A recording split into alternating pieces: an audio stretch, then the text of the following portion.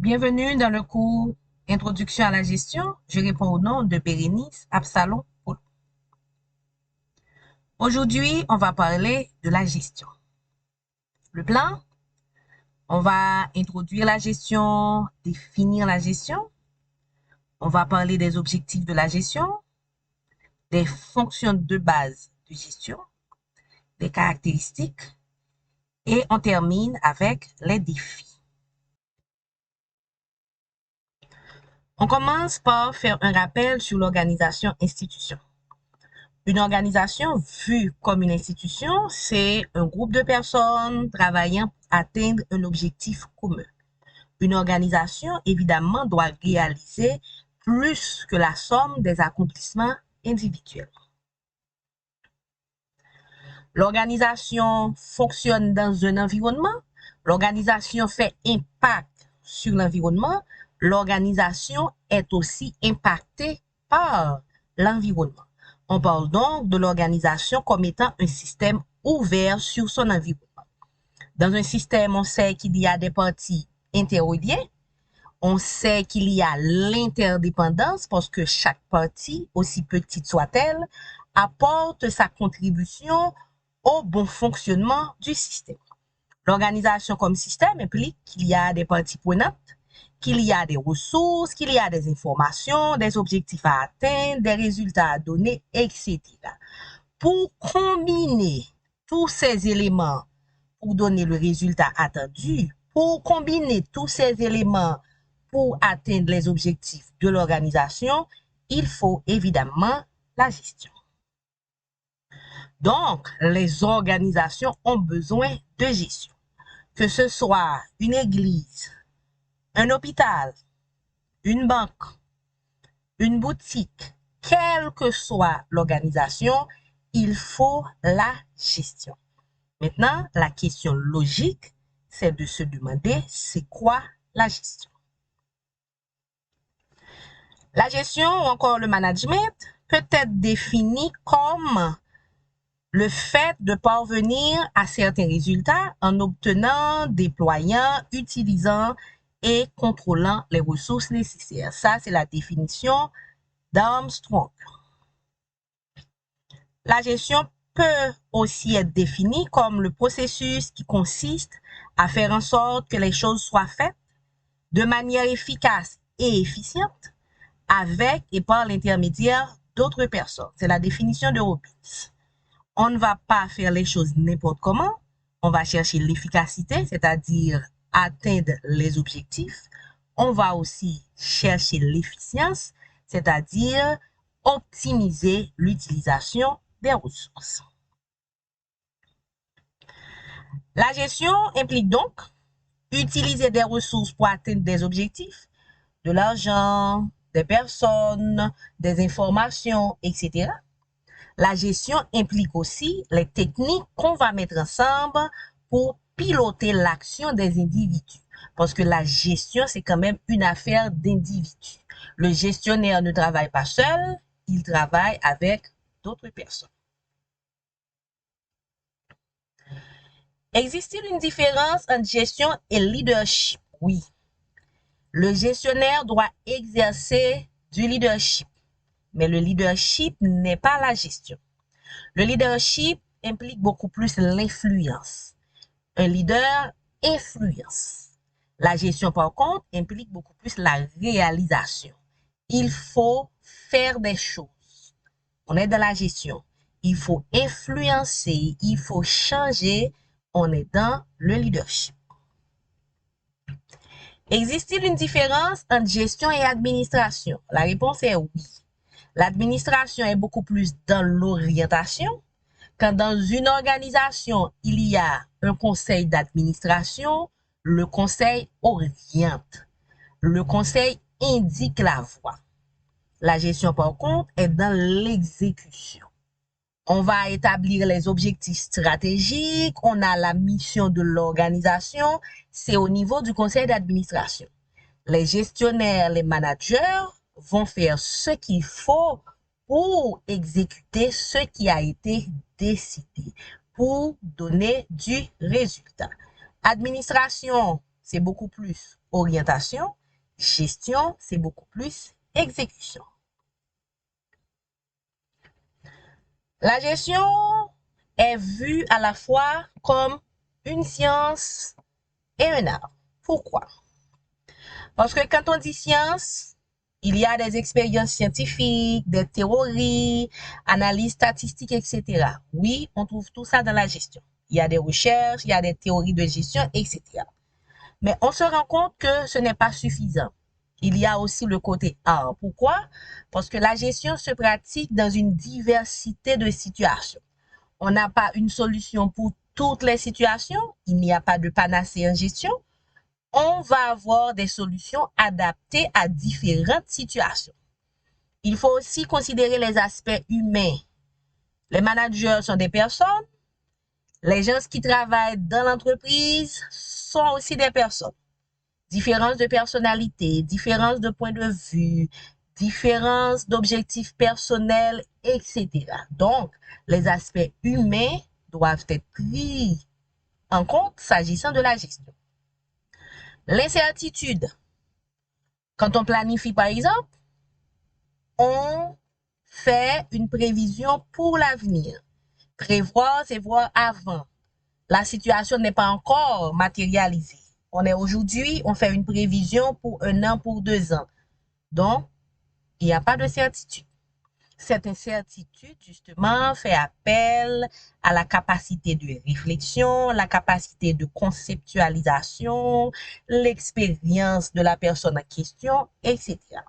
Évidemment, il y a l'habileté des managers. Est-ce que le manager a les compétences nécessaires? Est-ce que le manager a ce qu'il faut pour faire le travail, que ce soit le savoir-faire, le savoir-être, le savoir-devenir, etc. Ce sont autant d'éléments qui entrent en ligne de compte, qui font de la gestion à la fois une science et un art.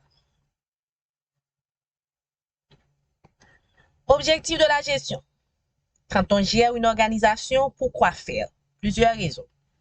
La gestion se base sur les personnes. Il y a des personnes qui vont faire le travail. Il y a quelqu'un ayant le rôle de gestionnaire qui doit coordonner, qui doit motiver, qui doit initier ce qu'il faut faire, etc.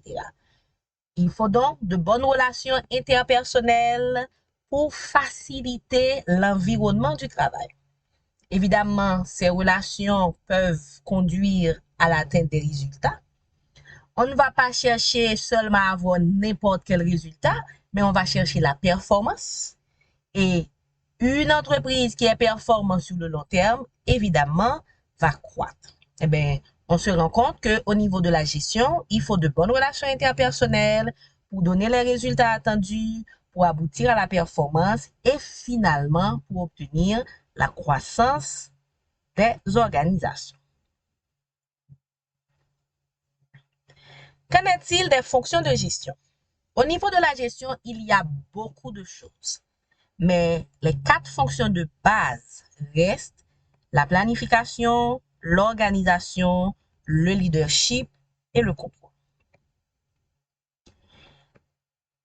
Quand on planifie, qu'est-ce qu'on fait? La planification implique plusieurs choses. La planification implique établir des objectifs. Qu'est-ce qu'on veut faire? La planification implique d'indiquer les résultats attendus. Qu'est-ce qu'on veut avoir comme résultat? Et évidemment, il faut dire comment va-t-on s'y prendre pour avoir ces résultats. Donc, quand on planifie, on élabore des plans. Planifier implique objectif, résultat attendu, plan. L'organisation. Là, on n'est pas dans organisation institution, on est dans organisation fonction de gestion.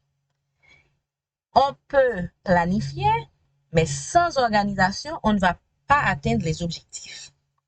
L'organisation implique convertir les plans en action. Comment va-t-on faire? Il faut répartir les tâches, dire qui fait quoi. Il faut structurer, agencer les tâches qui se ressemblent en services, fonctions, etc. Établir des règles pour assurer le bon fonctionnement de l'organisation, de l'institution. Établir une hiérarchie. Il va y avoir des personnes qui supervisent le travail d'autres personnes, le contrôle, la reddition de comptes, etc. Donc, on peut dire qu'une organisation doit être organisée. Une organisation, une institution doit être organisée. Dans ce cas, organiser implique organisation, fonction de gestion. Organisation, convertir plan d'action, répartir les tâches, établir une structure et des règles, établir une hiérarchie pour faciliter la supervision, le contrôle, etc. Le leadership. Le leadership est une fonction de gestion assez importante. Pourquoi? Parce que la gestion se fait à partir de personnes. On va conduire d'autres personnes à l'atteinte des objectifs. Il faut les influencer. Donc, on est dans le leadership. Le leadership implique l'influence, faire le travail par d'autres personnes, mais de manière volontaire. On n'a pas forcément besoin de bâton. Communiquer. On ne peut pas être leader sans communication. Motiver. Faire en sorte que les gens trouvent un intérêt à faire le travail. Inspirer. Le leadership va au-delà de la simple motivation. Le leadership doit pouvoir inspirer. Leadership implique capacité d'influence, de communication, de motivation, d'inspiration. Le contrôle, la dernière fonction de base de gestion, c'est une fonction importante. On a planifié, on a organisé, mais ça ne suffit pas. Il faut vérifier. Donc, on va devoir contrôler. Le contrôle implique la supervision, vérifier le travail, l'évaluation, mesurer les résultats pour les comparer aux objectifs, corriger. On va trouver des résultats qui sont corrects, mais on va aussi trouver d'autres qui ne répondent pas aux attentes. Donc, on va devoir corriger. Contrôle, supervision, évaluation, correction. Quelles sont les caractéristiques de la gestion? Dans la gestion, on fait beaucoup de choses. Quelles sont les caractéristiques fondamentales? D'abord, il faut savoir que la gestion, c'est une série d'activités. Ce n'est pas une activité, c'est un ensemble d'activités. Cette série d'activités est orientée vers un objectif. On a quelque chose à faire, on a un résultat à donner. Cette série d'activités implique l'utilisation des ressources. La gestion implique utiliser des ressources. L'argent, le temps, les ressources humaines, etc. Basée sur la prise de décision, c'est une série d'activités qui implique la prise de décision. Pour certains auteurs, gérer, c'est tout simplement prendre des décisions parce que la personne en charge doit prendre constamment des décisions. La gestion recherche l'efficacité et l'efficience. L'efficacité, c'est pouvoir donner le résultat attendu. C'est la conformité du résultat par rapport à l'objectif. L'efficience, c'est l'optimisation des ressources. Quand on cherche l'efficacité et l'efficience, on cherche à donner le résultat en optimisant les ressources. Donc, pas de gaspillage. Évidemment, la gestion mobilise un groupe de personnes. Quand quelqu'un est gestionnaire, la personne supervise le travail d'autres personnes. Donc, la gestion implique la capacité de mobiliser un groupe de personnes. Caractéristiques de la gestion, c'est une série d'activités orientées vers un objectif, impliquant l'utilisation des ressources, basées sur la prise de décision, recherchant l'efficacité et l'efficience, mobilisant un groupe de personnes. Aujourd'hui, la gestion dans les organisations doit relever pas mal de défis. On va parler de 6. D'abord, il y a la compétition. L'entreprise n'est pas seule, il y a d'autres entreprises, il y a d'autres concurrents, donc il faut se préparer pour la compétition. La gestion, justement, doit rendre l'entreprise compétitive. La globalisation, il y a cette interconnexion entre les pays du monde. C'est un petit village. On a des concurrents qui ne sont plus des concurrents nationaux, mais des concurrents internationaux. Il faut faire avec. Développement technologique. La technologie élimine les barrières, élimine les distances, etc. L'entreprise doit inclure la technologie dans sa gestion. L'innovation, il y a d'autres produits, d'autres services, d'autres façons de faire. Il faut en tenir compte. La diversité.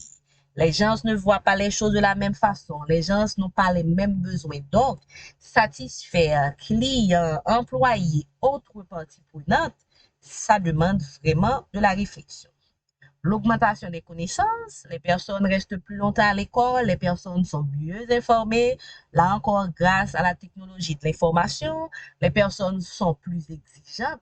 Donc, la gestion doit aussi s'adapter. Je reprends quelques défis de la gestion: compétition, globalisation, développement technologique, innovation, diversité, augmentation des connaissances. Évidemment, cette liste est très loin d'être exhaustive. Une question intéressante qu'on peut se poser: pourquoi s'intéresser à la gestion? Pourquoi, dans un cursus universitaire, on a un cours de gestion? Fondamentalement, deux raisons.